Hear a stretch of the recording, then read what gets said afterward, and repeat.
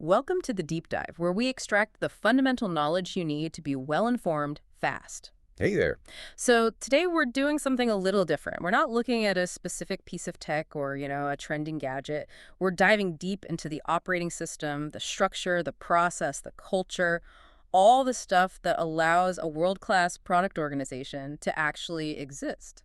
That's exactly right. We've pulled together sources from product leadership vets like Deep Nishar, some classic management philosophy, and really the foundational stuff on customer validation. We're basically mapping the journey from a simple idea to a massive scalable company. It is a treacherous journey. Oh, it is. I mean, statistically, that simple idea is almost certainly doomed to fail. Our mission today is to understand why the odds are so stacked against you, how you actually find that true product market fit, and then what kind of internal structures you need for sustained success, not just a flash in the pan. Peeling back the layers. Exactly. Okay, let's unpack this. So, when you look at the harsh realities of the startup world, the failure rate is just it's staggering, over 90%. That's brutal. But the real insight from the sources isn't just that they fail, it's how they fail. It's not usually because of some overwhelming external competition. No, it's often a case of self-destruction. I mean, the data is pretty clear on this. The prime culprit is something called premature scaling. Premature scaling. A shocking 74% of high-growth startups fail because they invest heavily in the next stage before they've really validated the stage they're currently in. 74%. That's Yeah. a massive number. And it sounds deceptively simple, right? Like it's just about spending too much money. Well, it is, but it is. It's about spending that money out of sequence. It's Yeah. a misallocation of resources based on, internal hope instead of external proof. Think about the different phases. In that very early discovery stage, you're just trying to find problem-solution fit. The big mistake there is building this immaculate, fully featured, minimum viable product, a stellar MVP, without being confident that the market opportunity is even worth the effort. So you've built this beautifully engineered bridge, but you haven't actually confirmed there's a river below it or that anyone even needs to get to the other side. Exactly. And it gets worse in the next stage, the validation stage. Here, the mistake is scaling the commercial teams. You're hiring VPs of marketing, opening offices. Going global. Yeah, all before you've conclusively proven product market fit. You're basically building this huge distribution network for a product that customers might only be lukewarm on. You're pumping cash into acceleration when you haven't even proven the engine works reliably. And this connects directly to the #1 stated reason startups fail. No market need. 42%. Right. It's this foundational oversight that then, shows up as the patch problem later on. Absolutely. The market reality check is brutal. I mean, just look at what happened during the start of the pandemic. Travel industries just collapsed instantly. Meanwhile, video conferencing tools flourished overnight. The only way to survive that is to be radically adaptable. And if you've scaled prematurely, your huge, expensive organization just can't pivot fast enough. Exactly, which brings it back to the money. The sources really stress this. The ultimate reason for death is running out of cash. But the real cause isn't the inability to get funding. It's the improper allocation of the funding they already had. They just ran out of runway before they could make those corrections. They spent their money on expansion when they should have spent it on validation. Okay, so if premature scaling is the villain, then the hero, the North Star, has to be product market fit, PMF. How do we get beyond that vague definition of, a unique product that people desperately want and get to something empirical? The empirical part is key. And for that, we can turn to the famous 40% rule. The 40% rule. Okay. You survey your existing engaged customers, and you ask them one core question. How disappointed would you be if you could no longer use this product? If 40% of them say they'd be very disappointed, you have a strong evidence-based signal for PMF. That's powerful because it turns a qualitative feeling into a real business constraint, doesn't it? It proves you've solved a must-have problem, not just a nice-to-have. Right. And that 40% becomes your anchor. The entire framework designed to get you to that point is, of course, the lean startup methodology.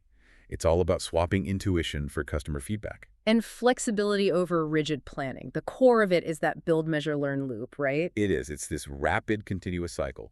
You start with your ideas, your assumptions, you build a product, usually the MVP, you then measure how customers react, and then you learn from that data to decide what to do next. The MVP is so critical in that loop. It's the version that gets you the most learning for the least effort. And the Zappos founder, Nick Swinburne, is like the classic example of this. Oh, it's pure genius. So his hypothesis was that people would buy shoes online. Which was a crazy idea at the A time. crazy idea. But instead of sinking millions into warehouses and inventory, the premature scaling trap, he just walked into local shoe stores, took photos of their shoes, and posted the pictures online. So no inventory at all. None. When someone bought a pair, he would literally go back to the store, Yeah. buy the shoes at full retail price, and then ship them himself. So he was actually losing money on every single sale. Exactly. Using negative profit to prove a positive market demand, he validated the why, the customer's willingness to buy, before building any of the expensive how. Incredible. And if the data forces you to reject your hypothesis, that's when you execute a pivot. And a pivot isn't just, changing a button color. No, it's a structured course correction designed to test a new fundamental hypothesis. It's an act of organizational humility, really. Groupon is the perfect example. It started as a platform called The Point for online social activism, and it failed. But then they used their own platform to promote a coupon deal for a local pizzeria. And they realized they had accidentally created a platform for coordinating group buying action. So they pivoted from activism to coupons. A completely different and, as it turned out, massively scalable business model. Which means you have to be ready to walk away from your initial brilliant idea if the market just doesn't agree with you. But to find out what the market really thinks, you need gold standard data. And that's where it gets tricky. It is, because you need both kinds of data, right? Quantitative and qualitative. Analytics, like your pages per visit, customer lifetime value, that stuff is great at telling you what people are doing. The action. The actions. But the qualitative interviews, that's where you uncover the crucial why behind those actions. And the most important insights, as the sources point out, often happen outside of your app entirely. Analytics will never see the weird Excel templates or the shared Word docs that customers create as workarounds. That hidden frustration, that is actionable gold. But as soon as you sit down with a customer, the risk of getting bad data just skyrockets because people are wired to be nice. They don't want to hurt your feelings. Exactly. And here's where it gets really interesting. This brings us right to the mom test. The idea is, if your own mother would lie to you to spare your feelings, just imagine what a potential customer who wants to seem helpful and smart is going to do. And the whole point of the mom test is to recognize that bias and just structure your conversation to get around it. You have to change how you ask the questions. And there are 3 core rules for this. The first one is so counterintuitive, do not pitch your idea. Right. Because as soon as you describe your product, the customer feels like they have to judge it or compliment it, and then the data is worthless. So if you can't pitch the idea, how on earth do you even start the conversation? You start by asking about their life, not your product, which leads to rule 2. Ask specific questions about the past, not generic opinions about the future. That distinction is everything. Asking, would you use a feature that does X is a worthless prediction. It is. But asking, talk me through the last time you dealt with this problem and what did you actually do, that gives you real behavioral data. Past behavior is proof. Future intent is just fluff. And then rule 3 is simple. Talk less and listen more. Use silence. If you fill every pause, you're robbing them of the chance to give you the really insightful details. And if they do give you a compliment, you have to treat it like fool's gold. You deflect and you dig. Right. If a customer says, oh, I would definitely buy that, Yeah. you have to anchor that statement immediately. How do you do that? You ask, that's interesting. When's the last time that problem happened? Did you look for a solution then? You're trying to uncover the actual frequency and severity of the pain. That's the only thing that matters. Because the true test isn't a compliment. It's not even a positive opinion. It's commitment. Correct. Real interest is shown by an action that costs them something. Time, reputation, or money. Not just kind words. So what does that look like in a business context? It could be time. Like they agree to a specific follow-up meeting where they promise to bring data. It could be reputation risk. Maybe they introduce you to their boss. They're putting their credibility on the line for you. Or money. A pre-order. A pre-order, a retainer. And this leads to more formal things like a letter of intent, an LOI, especially in complex B2B sales. It's that documented handshake. So an LOI is a way of formalizing that commitment. Yes. It captures the framework for a potential deal. Now, the core business terms, like the final price, those are usually non-binding, right? There's still room to negotiate. But the commitment comes from the binding provisions. Things like confidentiality or an exclusivity period where they agree not to talk to your competitors for a while. Okay, so signing an LOI means they're serious enough to limit their own options, even if the deal isn't final. It moves from hypothetical interest to a real negotiation. Exactly. And once you've navigated that whole rigorous process from MVP to mom test to maybe an LOI, and you've actually proven PMF, the entire challenge changes. Right. The question stops being, do customers want this? And it starts being, can our organization deliver this at scale forever? It's a totally different engineering problem. You move from product validation to organizational design. And we have to start by acknowledging that organizations are messy. I love Ben Horowitz's maxim on this. The first rule of organizational design is that all organizational designs are bad. Huh. Yeah. Every single structure has painful trade-offs. There's no perfect answer. And they're bad primarily because of Conway's Law, right? Yeah. Your product will always end up mirroring your organization's communication structure. Always. And if you have silos in your org, your users are going to feel the seams between those silos in the product. So leaders have to choose. Do we organize by feature, by funnel stage, by user persona? Take the feature-based approach, the swim lane model, like Amazon's famous 2 pizza teams. Which are super efficient. Small, autonomous teams shipping code for their specific component. Extremely efficient. But the failure mode is a disjointed user experience. The classic example is the Amazon non-Prime experience.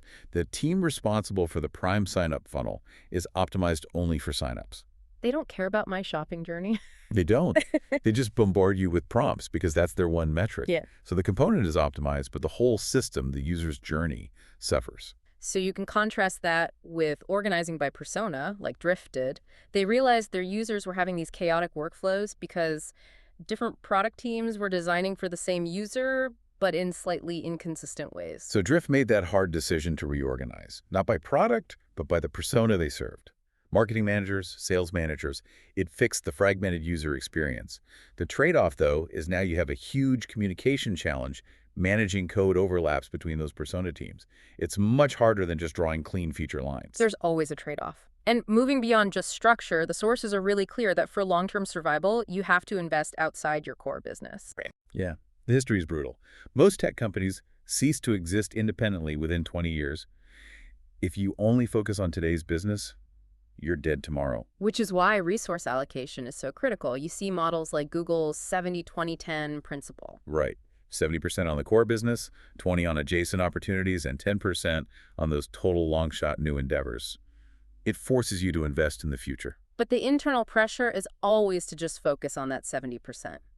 Scott Cook pointed out this dangerous tendency for organizations to just keep building new features instead of improving the core product. Because new features are easy to market. They generate press releases. Making your core product 10% faster or more stable, that's thankless internal work. It's often just paying down technical debt. But that maniacal core focus is non-negotiable. Google still invests heavily in search. Toyota spent decades obsessing over quality. That core strength is the foundation for everything else. So to foster real innovation, you need structural intent. It's not just about having good ideas. You need to plant lots of seeds. Lots of seeds with small teams, that ground-to-game execution but backed by executive air cover. That sponsorship protects the fragile new idea from the main business. And you need that slack, that organizational loose change, like Google's 20% time, which famously gave us Gmail. Right. But here's the paradox. At the end of the day, a fundamental new product is fighting this brutal internal battle. It's almost doomed to die from what you could call an organizational immune response. The culture just naturally rejects it. It rejects anything that competes with the core business for resources and attention. So what does this all mean? We've gone on this whole journey. It seems like building a world-class organization requires two completely different parallel engineering efforts. I think that's right. First, you have this rigorous, often painful qualitative validation, using frameworks like the lean startup, the mom test to get to genuine PMF. If you skip that part, you scale prematurely and you burn through your cash. Exactly. And second, once you find that fit, you have to engineer a robust, adaptable organizational OS. You have to design the structure, allocate resources with rules like 70-20-10, and just manage those inevitable trade-offs. If you ignore that part, you die in the long term, no matter how great your first product was. The hardest part for established companies is battling that internal resistance. New products compete for capital, for talent, and they conflict with management incentives, which are all based on past performance. That internal immune response is powerful enough to kill any revolutionary idea in its cradle. Which leaves us with a final question for any leader looking to the future. It's this. How does an organization build a culture that not only tolerates but actively rewards the internal competition necessary for revolutionary non-core innovation?